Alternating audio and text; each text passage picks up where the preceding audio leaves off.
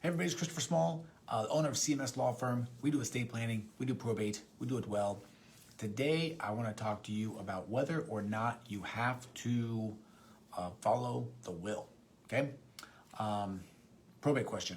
Before I get to that, I want to remind you, if you have any questions related to your own probate or any questions related to what I'm talking about, and you want to talk more, you can go to probatemeeting.com, set up a time to talk with us over the phone for free, probatemeeting.com. Okay, do you have to follow the will? It's a question that I get answered or I get asked quite often. Most of the time it's by potential clients that end up not hiring me. Most of the time it's by potential clients that just want to make sure that they understand what's going on and they understand sort of their obligations and what they have to do. The short answer is yes, you have to follow the will, okay? The will exists for one reason, to express the intent of the person that has died, and that's the whole point of the will, is to actually follow the will. So if it says to give Joe $100 and you don't like Joe, it's too bad. Give him $100, okay? That is the way that it works. If you think the will is unfair, then it's too bad, okay? Life is not fair. These are not your assets, what I always tell people, right? You're not in charge of where they go or determining whether something is fair or not. The person that's died created their will. They laid out where they want everything to go. That's where it's supposed to go, okay? Now, there are a couple of exceptions to this, and we'll talk about them real quick. Exception number one is, and by the way, the third exception is going to be the exception that not very many people tell you about, but that actually exists, okay? So the first exception to having to follow the will is if somebody made a will when they lacked the capacity to do so.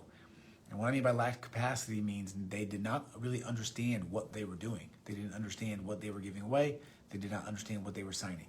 Obviously, Alzheimer's, dementia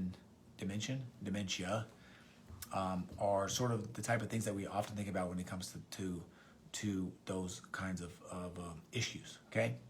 If you believe that that's present, start compiling some real evidence as much as you can, okay? It's hard to overcome, hard to prove that. The second one is duress.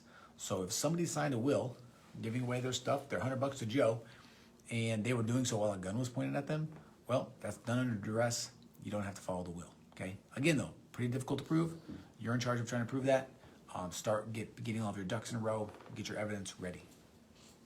The third way is a way that you probably have never heard of, but it does actually exist. It's something called a TEDRA, okay?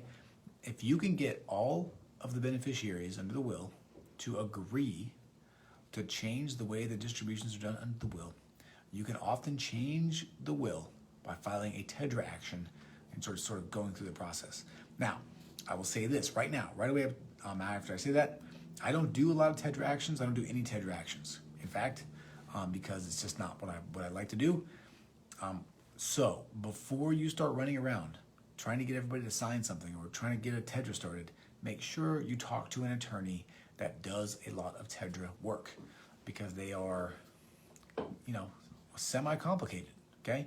There's litigation involved, there's court filings involved, so you want to make sure that you're doing it right the first time so you don't create a bunch of other problems that you then have to sort of work your way out of, okay?